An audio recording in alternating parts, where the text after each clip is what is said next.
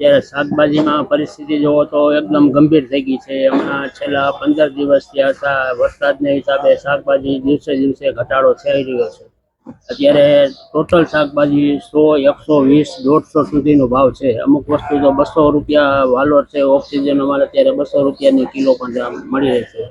15 દિવસ પહેલા શાકભાજીના મેજોરિટી ભાવ એને 50, 60, 70, 80 ની આડે હતા. અત્યારે મેજોરિટી શાકભાજી 100, 120, 150, 200 સુધીનો વયો ગયો છે. બહારથી અત્યારે ટમેટા છે, ફ્લાવર છે, એ બધી મહારાષ્ટ્રમાંથી આવે છે. ટમેટા બેંગ્લોર, મહારાષ્ટ્ર બે જગ્યાએથી આવે છે. અને શાકભાજી લોકલ બધું એનું ગામડાની આજુબાજુમાં 150, 200 કિલોમીટર, 100 કિલોમીટરની અંદરનું આવે છે. આવકમાં ખેડૂત એમ કે અત્યારે હજી 20, 20, 10, 10, 15 ભારી માલ ઉતો તેને બદલે અત્યારે 5, 5, 6, 6 ભારી લઈને આવી, અને એના હિસાબે માલ ઊંચો ભાવમાં વેચાય અને ખેડૂત પણ ઓછા ભાવે અત્યારે દેતા નથી. એનું કારણ છે કે માલ અત્યારે ઉતારો આવતો નથી અને માલ 50% બગડી ગયો, 50% આવે એના હિસાબે શાકભાજીની બજાર બહુ ઊંચી વહી ગઈ.